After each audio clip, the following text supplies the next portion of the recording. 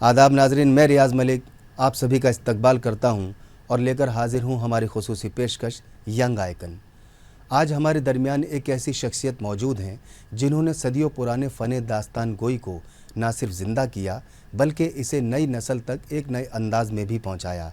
एक ऐसे फ़नकार, मुसन्निफ़, अदाकार और दास्तान गो जिनकी आवाज़ में माजी की खुशबू, रिवायत की गूंज और तख़ील की दुनिया आबाद है। हम बात कर रहे हैं सैयद साहिल आगा साहब की, जो उर्दू ज़बान के अज़ीमुश्शान फ़न दास्तान गोई के मारूफ फ़नकार हैं। आपका ताल्लुक़ दिल्ली घराने से है, साथ ही साथ आपका शिजरा हज़रत अमीर खुसरो से भी जाकर मिलता है। आइए इस्तकबाल करते हैं सैयद साहिल आगा साहब का। आगा साहब, हमारे शो यंग आइकन में आपका इस्तकबाल है। बहुत शुक्रिया, आपने बुलाया। साहिल साहब, सबसे पहले मैं आपसे जानना चाहूँगा कि दास्तान गोई का जो फ़न है, इसका जो आगाज़ है आपकी ज़िंदगी में कैसे हुआ? क्या आप कहीं से मुतासिर थे या आपके घर ख़ानदान में कोई ऐसी शख्सियत थी कि जिसको देख के आपको लगा हो कि नहीं, ये एक ऐसा फ़न है कि जिसमें मुझे ना सिर्फ महारत हासिल करनी चाहिए बल्कि एक डूबी हुई, ख़त्म हुई आर्ट को दोबारा से ज़िंदा भी करना चाहिए? बहुत बहुत शुक्रिया। आदाब।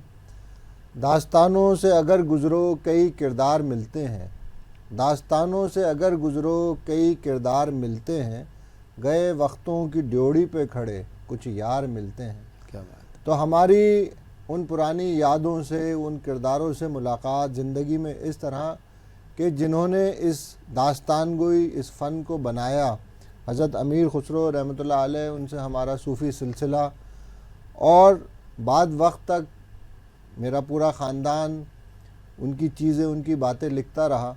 हमारे ख़ानदानी बुज़ुर्ग अल्लामा अखलाक हुसैन देहलवी, जिनको मैंने ख़ुद देखा अपनी ज़िंदगी में, उनको सुना, वो तक़सीम की दास्तानें सुनाते थे ज़्यादातर, क्योंकि उन्होंने वो दौर देखा था और उस दौर को जिया था। उन दास्तानों को सुन के ये एहसास हमेशा होता था कि इसके अंदर जो गंगा यमुना तहज़ीब है, जो ज़िक्र है कि लोग कैसे शीरो शक्कर होके रहते थे, वो आज के इस दौर में अशद ज़रूरी है। वो एक दवा है जो हर दिल तक पहुंचनी लाजिम है जी। और उसको हम पहुंचाएं, उसका हम पैगाम मोहब्बत का दुनिया। तो इसी हवाले से ये शौक़ कि ये हमारे सिलसिले में भी है और ये तारीख़ जो अभी अधूरी है लोगों तक पहुंचानी बाकी है आज के इस दौर में। तो दास्तान गोई का साथ हमने लिया और इसी तरह इस फ़न से इश्क़ और मोहब्बत का सिलसिला शुरू हुआ, जो अभी सालों साल गुज़र गए। इसी तरह पैगाम लोगों तक पहुंचा रहे हैं और पहुंचाते रहेंगे जब तक हिम्मत है। जामिया मिलिया इस्लामिया से आपने तालीम हासिल की। ज़ाहिर सी बात है, आपने कहा कि बचपन से ही घर में माहौल कुछ इस तरह का आपने देखा कि कहीं ना कहीं एक जहन तैयार होता चला आ रहा था, और एक वक्त ऐसा आया कि फिर आपने तय किया कि नहीं, अब मुझे इस सिमत में आगे बढ़ना है। आपकी फ़ैमिली, आपका जो शिजरा है 700 साल पुराना है। असल में कहा जाए कि हज़रत अमीर खुसरो और निज़ामुद्दीन औलिया रहमतुल्लाह अलैह और कितने दौर की चीज़ें आपकी पीढ़ियों ने देखी हैं। तो वो जो असासा ही लफ्ज़ हम इस्तेमाल करेंगे, असासा जो है इस 700 साल का, वो कहीं ना कहीं आपके घर ख़ानदान के दरमियान भी मौजूद, आपके पास भी बहुत कुछ उसमें मिला है। तो ये इल्मी जो माहौल आपके रहा, आपके घर ख़ानदान में डिप्टी नज़ीर अहमद साहब भी आपके घर ख़ानदान से ताल्लुक़ रखते हैं, कितने लोग ऐसे हैं जो रखते हैं। आपको क्या महसूस होता है कि वो जो खिदमत थी जो आपके बुज़ुर्ग कर गए, उसी खिदमत को आप आगे बढ़ा रहे हैं? ये तो ज़िम्मेदारी है हमारे ऊपर कि वो जो असासा है, और वो असासा सिर्फ़ किसी एक ख़ानदान का नहीं है, वो हिंदुस्तान जन्नत निशान का है, क्योंकि उसकी तारीख़ है, गुज़रा हुआ दौर है, वो किरदार हैं, वो लोग हैं जिन्होंने यहाँ पे सांस लिया, जिन्होंने एक वक्त में मुल्क के धारे में अहम किरदार अदा किया। और ये बहुत ज़रूरी है कि जब लोगों को बहुत सारी गलतफ़हमियाँ हों, उनको तारीख़, इतिहास के नाम पे कहानियाँ सुनाई जा रही हों, तब आप उनको सच्चा इतिहास सुनाइए। ऐसी बेशुमार बातें हैं कि जिनको लोग आज तारीख़ समझ बैठे हैं, हिस्ट्री समझ बैठे हैं, जो कि सिर्फ़ और सिर्फ कहानियाँ हैं। और लिखने वालों ने बाकायदा लिखा है कि भाई ये हम एक अफ़साना लिख रहे हैं, लेकिन आज वो तारीख़ बन गई। तो इस हवाले से हम जब लोगों को सुनाते हैं तो अक्सर ऐसा होता है कि प्रोग्राम के बाद में लोग आते हैं और उन्हें हैरत होती है कि ये तारीख़ थी, असल में हम तो कुछ और समझते रहे। जब बताते हैं कि लोग कैसे शीरो शक्कर होकर रहते थे, तो लोग आते हैं और वो आंसू दिखते हैं उनकी आंखों में। बहुत बहुत वाक़ई ऐसे हुए, ख़ास तौर से तक़सीम की जब हम दास्तान सुनाते हैं जी या और बहुत इस किस्म की, तब लगता है कि ये सफ़र अभी बहुत देर बहुत दूर तक का बाकी है। तकसीम की अभी आपने बात की, 1947 का जो बंटवारा था वो आपके घर ख़ानदान के लोगों ने अपनी आंखों से देखा, और न सिर्फ देखा, जो उस वक्त में बन पड़ा वो भी किया, साथ ही साथ किताब की शक्ल में उन वाक़यात को दर्ज भी किया। तो मैं चाहूँगा कि हमारे नाज़रीन को अपने बुज़ुर्गों की उस खिदमत को भी ज़रूर बताएं कि जो 1947 का दर्द था वो असल में था क्या, कैसे लोगों ने, क्योंकि हम सिर्फ दर्द की बात करते हैं, हम उसकी बात नहीं करते कि कैसे एक दूसरे की मदद लोगों ने की, कैसे एक दूसरे को, हिंदू मुसलमान ने आपस में एक दूसरे को बचाया। घर के जो साजो सामान नहीं जा सकते थे दंगे की वजह से बाहर, वो कैसे दस्तयाब किए, वो आपके घर ख़ानदान के लोगों ने किताब की शक्ल में दर्ज किया है। देखिए, तक़सीम की अगर एक हम बात करें तो तक़सीम ऐसा नहीं है कि वो सिर्फ 1857 गदर था 1947 या 1947 में तक़सीम हुई। तो वो गम, वो आंसू, वो तक़सीम आज भी अलग अलग सतह पे हो रही है जी और होती आई है। जी। और ख़ास तौर से जब हिंदुस्तान जन्नत निशान में फ़िरंगी आया, जब से लेके अब तक वो तक़सीम होती चली आई। तो इसलिए मैंने कहा कि 1857 से लेके 1947 तक वो मुस्तकिल तक़सीम है, जहाँ हमारा अदब, हमारी तारीख़, हमारी सक़ाफ़त, हमारी तहज़ीब, हमारे फ़नून बाँटे गए अलग अलग तरीक़े से, लिबास बाँटे गए, खाना पीना बाँटा गया, रंग बाँटे गए। तो वो आज भी जब अलग अलग सतह पे है तो वो सिलसिला बाकी है। जी मेरे बुज़ुर्गों ने तो अपने जिस दौर को देखा, उन्होंने उस दौर को लिखा। जी हम जिस दौर को देख रहे हैं, हम उसको उन पुरानी कहानियों के अंदाज़ में बयान कर रहे हैं लोगों के सामने। जी और कई मरतबा ऐसा होता है कि वो अभी की दास्तानें होती हैं, लेकिन हम उनको इस तरह से सुनाते हैं कि लोग सुनते हैं तो उनको हैरत होती है। तो इसमें ये लाजिम नहीं है कि हम कदीमी जो वाक़यात हैं उन्हीं को बयान करें, जी जी जो जदीद हैं उनको भी सुनाते हैं दास्तान की शक्ल में। बस मकसद ये है कि वो कहानियाँ बामकसद हों, जी बेमकसद ना हों, क्योंकि ये फ़न जो है दास्तान गोई, ये सूफ़ियों का फ़न है, जी ये सूफियाना एक आर्ट फॉर्म है। तो इसमें खाली इंटरटेनमेंट मकसद नहीं है, मकसद ये है कि उसमें पैगाम लाजिम होना चाहिए। जी तो वो लोग जो सब लिखते रहे, और इस नस्ल में आके मुझे लगा कि लिखा तो बहुत गया है, सुनाया भी जाए। जी जी जी। हालांकि वो अपने हवाले से सब बड़े लोग सुनाते रहे। सवाल यहाँ से एक और पैदा होता है जो बहुत ज़रूरी भी है कि दास्तान गोई जो बहुत पहले ख़त्म हो चुकी थी, लोग भूल भी चुके थे, कहीं किताबों में रह गया था, वो भी सिर्फ उर्दू मीडियम के स्टूडेंट्स जो होते थे उनके सिलेबस का हिस्सा हुआ करते थे, आम फहम बात नहीं रही थी। ऐसे वक्त में दास्तान गोई पे जाके काम करना, वो कौन से तजर्बात आपने इस्तेमाल किए कि मौजूदा जो जनरेशन है, मौजूदा जो हालात हैं, जो मौजूदा लोग हैं इस वक्त में, जो इस चीज़ को बिल्कुल नज़रअंदाज हो चुकी थी, उसमें आपने दोबारा से रिवाइव करके परफॉर्म किया, क्या तजर्बात रहे? दास्तान गोई के हवाले से ये कि हिस्ट्री की तो बहुत किताबों में इसके बारे में लिखा गया और बहुत सारी जगह इसका ज़िक्र है। जैसे जिनको आखिरी शाही दास्तान को कहते हैं, मीर बाकर अली, उनके बारे में तो हमारे यहाँ उर्दू का जो सिलेबस है उसमें वो पढ़ाए जाते हैं। उसके अलावा और बहुत लोगों ने बहुत कुछ लिखा, तो उसके हवाले मौजूद थे। और अगर आप ज़माने की, दुनिया की तारीख़ देखें तो ऐसी बहुत सारी चीज़ें हैं जो एक वक्त में बहुत उरूज पे थीं, उसके बाद में फिर वो रफ्ता रफ्ता ख़त्म होती चली गई, और फिर दोबारा से लोगों ने उसको शुरू किया, उसको सुनाना शुरू किया। तो ये हज़ार कोई लिख दे शिकस्त ज़र्रे ज़र्रे पर, उस शिकस्त का भी एक मकाम होता है।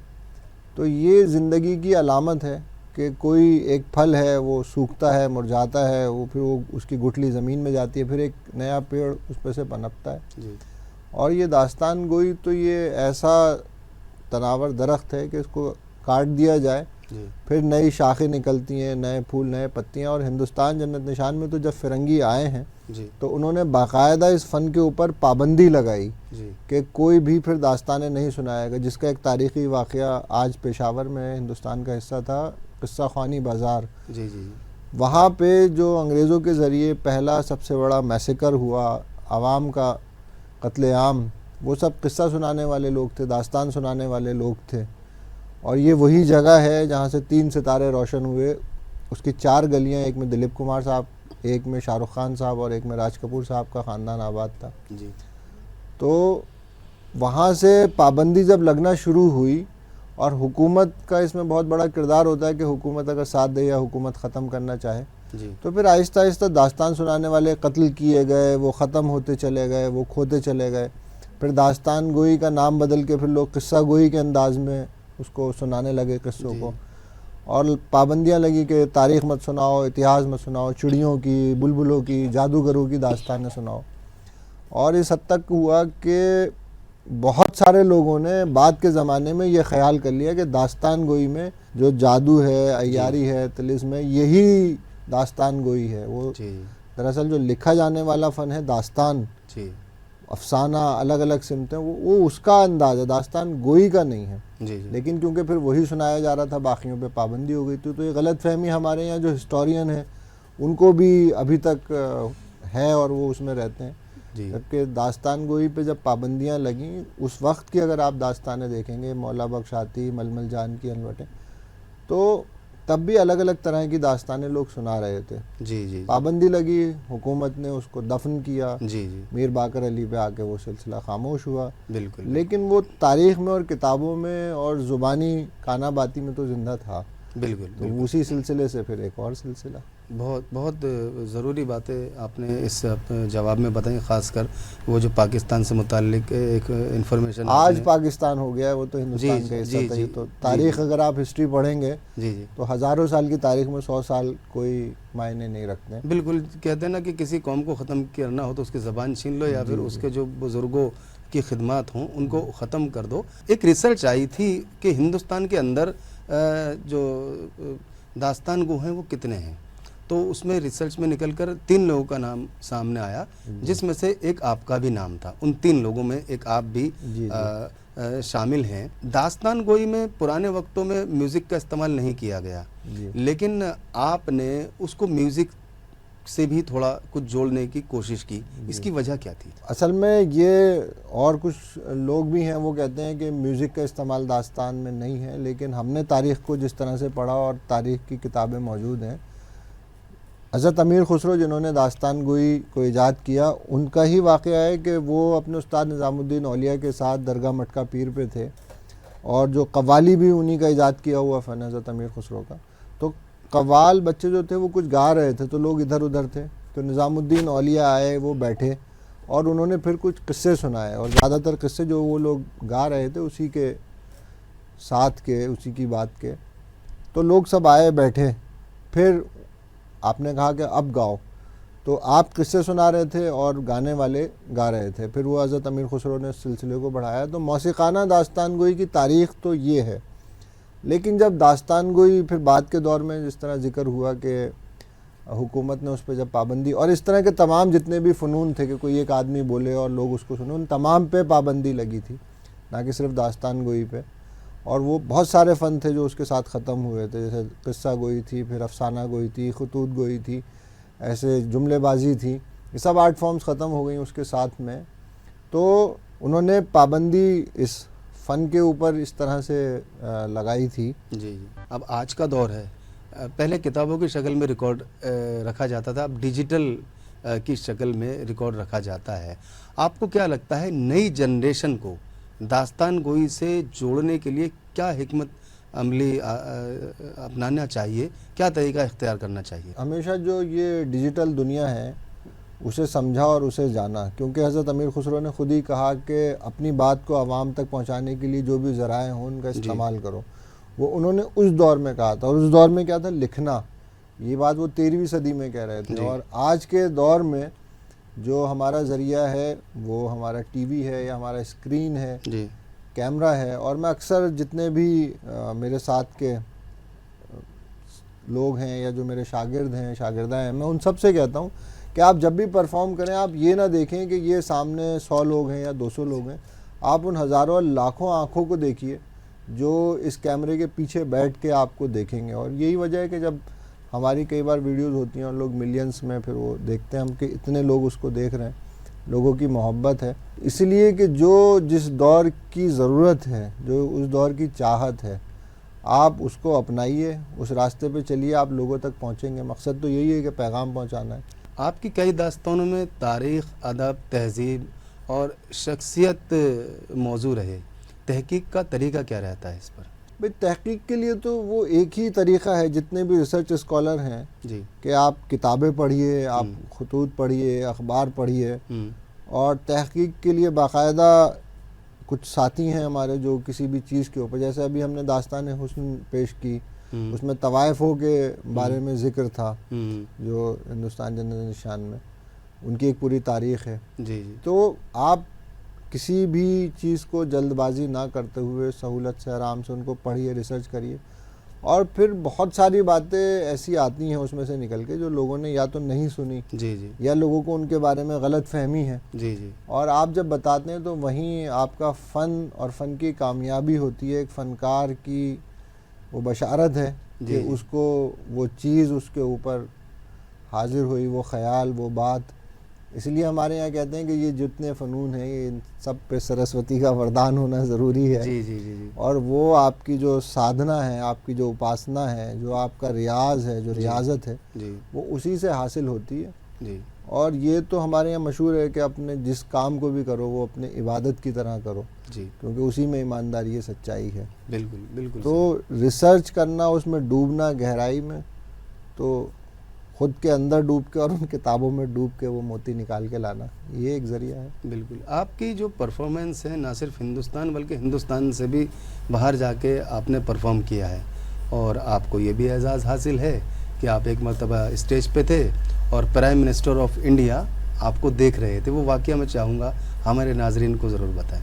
हिंदुस्तान के बाहर तो हम सब अक्सर लोग हम जाते रहते हैं। लोगों की मोहब्बत है जो हिंदुस्तान से दूर हैं और वो अपनी तारीख़ को सुनना चाहते हैं, या वो अपनी नई नस्लों को ख़ास तौर से सुनवाना चाहते हैं कि हम जहाँ से आए हैं तो हमारी जड़ें क्या हैं, हमारे सिलसिले क्या हैं, रब्त क्या हैं। और वज़ीर आज़म साहब का ये रहा कि हिंदुस्तान जन्नत निशान में एक दिल्ली में ख़ास तौर से जहान खुसरो होता है, जिसको मुज़फ़्फ़र अली साहब करते हैं, तो उसमें वज़ीर आज़म साहब नरेंद्र मोदी तशरीफ़ लाए थे, और ये इत्तफ़ाक़ था कि मैं वहाँ पे मौजूद था और मेरी परफॉर्मेंस थी, जिसमें हमने दास्तान गोई के साथ साथ एक और फ़न था 13वीं सदी का जुमलेबाज़ी, जिसमें कहानियाँ सुनाई जाती हैं। तो वो हमने पेश किया और उन्होंने सुना, उन्होंने पसंद किया। हालांकि हमारा तो हमेशा ये होता है कि हम जब भी सुनाते हैं अपना दास्तान गोई में अपनी दास्तानें, तो वो हमारे लिए हाज़िरी होती है, वो इबादत होती है। तो जिस तरह कोई भी पुजारी मंदिर में जब वो पूजा कर रहा होता है, उसके पीछे कौन लोग हैं, क्या है, वो कभी उसकी फ़िक्र नहीं करता, या नमाज़ पढ़ाने वाला जब इमाम, तो कोई कभी उस चीज़ों के बारे में नहीं सोचता। तो वही, क्योंकि हमारी ट्रेनिंग का वही हिस्सा है कि हम परफॉर्म करें उसके लिए जिसने इस कायनात को बनाया, और उस सच्चाई के साथ में कि जो सही बात है वो हमें लोगों तक पहुंचानी है। वो उसी सिलसिले की एक कड़ी थी। अच्छा, आपने अदाकारी भी की है और साथ साथ अपनी दास्तान गोई पे भी आपका काम रहता है, दोनों में फ़र्क क्या लगता है? दोनों एक ही हिस्सा है। पुरानी तारीख़ की किताबें आप अगर पढ़ेंगे तो जैसे मीर बाकर अली के बारे में इतना लिखा गया, जी जी, और और ये एक बहुत आम बात है जो हर जगह आपको मिलेगी दास्तान गोई के हवाले से, जहाँ भी आप देखेंगे कि पुराने दास्तान गो अपनी आवाज़ के उतार चढ़ाव से, चेहरे के तासुरात से और हाथों के इशारों से किरदारों को ज़िंदा कर दिया करते थे। तो जिस तिलिस्म की बात करते हैं जादू की, वो दरअसल ये है कि दास्तान सुनाने वाला उस वक्त को, उन किरदारों को, उस मंज़र को अपने अंदाज से ज़िंदा कर दिया करता था, और सुनने वाले बाकायदा उसको महसूस करते थे। तो अदाकारी के बग़ैर तो दास्तान गोई हो ही नहीं सकती। अगर आप बैठ के सीधी सीधी सिर्फ एक कहानी सुना रहे हैं तो वो तो अफसाना गोई हो गई, या किस्सा गोई वो हो जाएगी। वो थोड़ा सा, हालांकि उसमें भी ज़रूरत है आवाज़ के उतार चढ़ाव की जी, लेकिन दास्तान गोई बिना किरदार को ज़िंदा किए हो ही नहीं सकती। वजह यह है कि अगर आप उसको छोड़ देते हैं तो फिर वो जो अदर आर्ट फॉर्म है फिर आप उसमें दाखिल हो जाते हैं। जी, और दास्तान गोई के अंदर ये वो बातें हैं जो हर ज़िक्र में मिलती हैं। जी, तो हम तो दास्तान गोई इसलिए करते हैं क्योंकि हमें उसका शौक़ है, और वो जो चीज़ें हमने एक्टिंग की, थिएटर की सीखी हैं, नेशनल स्कूल ऑफ ड्रामा से मैं जुड़ा रहा, अभी भी उनके साथ कुछ ना कुछ करता रहता हूँ। मेरे उस्ताद जो हैं अजय कुमार, अभी फ़िल वक्त में वो नेशनल स्कूल ऑफ ड्रामा की रेपेट्री में एक्टर्स डायरेक्टर हैं। जी जी। तो वो खुद कथावाचक हैं, जो हिंदी में कहानियाँ सुनाने की एक विधा है, विलुप्त विधा है वो। जी जी। तो वहाँ से हमने जो चीज़ें सीखी जी। तमाम थिएटर की, उनको यहाँ पे इस्तेमाल करते हैं क्योंकि वो उसकी बुनियाद है, उसकी ज़रूरत है। अच्छा, आप तो वहाँ से काम करते चले आ रहे हैं दास्तान गोई पर, के लोगों के जहन भी नहीं जाते थे कि क्या कुछ ऐसी चीज़ भी है, और आज आते आते चीज़ वहाँ आ गई है कि हम आपका इंटरव्यू स्टूडियो में कर रहे हैं, क्योंकि काम इतना हो चुका है दास्तान गोई के ऊपर। एक ऐसी आर्ट, एक ऐसी परफॉर्म कि जिसको बरसों से हिंदुस्तान के जो लोग हैं वो उसको ज़िंदा रखे हुए थे, लेकिन अंग्रेज़ों ने आके कहीं ना कहीं उसको जो पूरी तरह से ना सिर्फ ख़त्म किया, बल्कि जो लोग उसको बयान करते थे उनको भी ख़त्म ही कर दिया पूरी तरह से। आने वाले दौर में आपको क्या लगता है, आज आप मेहनत कर रहे हैं, उर्दू ज़बान और दास्तान गोई का मुस्तकबिल क्या दिखता है आपको? देखिए, मुस्तकबिल तो मुझे बहुत रोशन दिखाई देता है जी। उसकी एक बुनियादी वजह मैं आपको बताता हूँ कि मेरे इस वक्त 10 से ज़्यादा स्टूडेंट हैं, 10 से 12 स्टूडेंट हैं जी जी। जो अपनी ज़िंदगी में बहुत अच्छे काम कर रहे हैं, थिएटर में, टीवी में, फिल्मों में हैं, न्यूज़ चैनल्स में हैं, जो आए जिन्होंने बाकायदा तौर पे बैठ के सीखा, जिस तरह से घराने में सीखा और सिखाया जाता है, और अभी वो लोग रेगुलर परफॉर्म कर रहे हैं। जी। उसके अलावा अलग अलग वर्कशॉप्स में, अलग अलग जगहों पे हमने 150 से ज़्यादा बच्चों को दास्तान गोई सिखाई। मतलब ये बच्चों ने परफॉर्म किया स्टेज के ऊपर, इतने बच्चों को हमने। तो इसलिए मुझे लगता है कि मुस्तकबिल तो रोशन है, और अभी भी लोग आ रहे हैं जो सीखना चाहते हैं, जो करना चाहते हैं। और रोशन क्यों ना हो कि जो मोहब्बत है जी, उसका काम है कि दिलों को सुकून देना, जो खुशबू है उसका काम है इंसान को राहत देना। तो मोहब्बत तो हर दिल की चाहत है, हर एक की ज़रूरत है। और सूफ़ियों से जुड़ी जितनी भी चीज़ें हैं, हिंदुस्तान जन्नत निशान, वो सब सुकून पहुंचाती हैं दिल को। तो दास्तान गोई का मुस्तकबिल मुझे लगता है कि बहुत रोशन है, और आप लोगों का साथ और मोहब्बत मिलती रही तो फिर तो लाजमी है इसको रोशन होना और ऐसे होते रहना। गवर्नमेंट से क्या सपोर्ट चाहते हैं? देखिए, गवर्नमेंट जितना कर सकती है, अगर वो उतना करेगी तो फिर ये हज़ारों साल तक ज़िंदा रहेगी, सिर्फ क्योंकि दिल्ली की जो लोक आर्ट हैं, जो सिर्फ 2 ही बची हैं जी गाने में कव्वाली और मंच पे प्रस्तुत करने में दास्तान गोई। जी। हर जगह की फोक आर्ट है, और वहाँ की सूबाई हुकूमत है या मुल्क की हुकूमत उनको बचाने के लिए काम करती है। दास्तान गोई एक ऐसी मजलूम सिमत है कि जो दिल्ली की फोक आर्ट है, जो अभी भी डाइंग आर्ट है, जिसके आर्टिस्ट, जैसे आपने कहा कि वो कुछ टाइम पहले एक रिसर्च पेपर आया था जिसमें उन्होंने कहा कि 3 ही आर्टिस्ट हैं बाकायदा तौर पर। 3 में से आप एक हैं। मेरी खुशनसीबी। अगर वो मेरा नाम ना लिखते तो मुझे ज़्यादा मतलब उसमें शौक़ होता कि मैं कम से कम उस फहरिस्त में शामिल हो जाऊं। जी जी। तो बहरहाल वो नाम उसमें आया। तो हुकूमत अगर उसको सपोर्ट करेगी इस फोक आर्ट को बचाने के लिए, तो जो कहा जाता है हुकूमत की ही तरफ से कि देश से प्रेम करो, अपने देश को बचाओ, ये हमारी संस्कृति है, हमारी सभ्यता है, हमारा इतिहास है, तो वो बचाने के लिए आपको उन कलाओं को बचाना पड़ेगा, उन कलाकारों को बचाना पड़ेगा जिन्होंने इन सबको संजो रखा है। जी। तो हुकूमत चाहे तो क्या नहीं हो सकता। बिल्कुल। 1947 में जब मुल्क का बंटवारा हो रहा था तो दिल्ली की जामा मस्जिद पर बनारस के 30,000 बुनकर आए। उन्होंने प्रदर्शन किया, धरना प्रदर्शन किया कि हमें पाकिस्तान नहीं जाना है, हम इस मुल्क के पैदा हैं, हम इसी मुल्क में रहेंगे और यहीं खिदमत करेंगे। और हमारे पास जो हमारे बुज़ुर्गों का असासा है, एक आर्ट है बुनकर वाली, साड़ी इंडस्ट्री जो भी थी या आज भी है, उसको हम ज़िंदा रखेंगे। और उन्होंने ऐसा किया भी, बहुत कुर्बानियाँ दी, आज भी कुर्बानी दे रहे हैं। नाज़रीन, आप अंदाज़ा लगाइए कि एक आम फहम चीज़, एक रोज़मर्रा की चीज़ कि जो ख़त्म होते होते वहाँ आ गई कि पूरी तरह से ख़त्म कर दिया गया उसको, लेकिन फिर से लोगों ने मेहनत करी। उनके हिम्मत, उनके जज्बे और उनकी सोच को सलाम कि जिसमें से आज एक ऐसी शख्सियत हमारे दरमियान साहिल आगा साहब तशरीफ़ फरमा हैं। 3 ही लोग बचे हैं, ये बहुत कीमती लोग हैं और हम मुनसिफ टीवी की जानिब से इनका तहे दिल से शुक्र भी अदा करते हैं, इनका शुक्रिया भी अदा करते हैं और इनके जज्बे को सलाम भी करते हैं। इनके लिए नेक ख्वाहिशात मुनसिफ टीवी की जानिब से। साहिल साहब, आप हमारे स्टूडियो तशरीफ़ लाए, अपना कीमती वक्त हमें दिया और एक खूबसूरत आर्ट को ज़िंदा करने में आप जद्दोजहद कर रहे हैं, आपका बहुत बहुत शुक्रिया। बहुत शुक्रिया, आपने बुलाया, ये पैगाम लोगों तक पहुंचाया, इस ज़रिए से, इस हवाले से मैं आपका बहुत शुक्रगुज़ार हूं। और ना कि सिर्फ मैं बल्कि जितने हमारे शागिर्द या जितने भी लोग इस फ़न के चाहने वाले हैं, ज़बान के चाहने वाले हैं, उन सब की तरफ से आपका बहुत बहुत शुक्रिया। तो नाज़रीन, मुझे उम्मीद है आपको हमारा आज का ये शो ज़रूर पसंद आया होगा। फ़िलहाल अपने होस्ट, अपने दोस्त रियाज़ मलिक को इस वादे के साथ दीजिए इजाज़त। अगले हफ्ते एक और शख्सियत के साथ फिर से आपके सामने हाजिर होंगे। तब तक के लिए खुदा हाफिज़।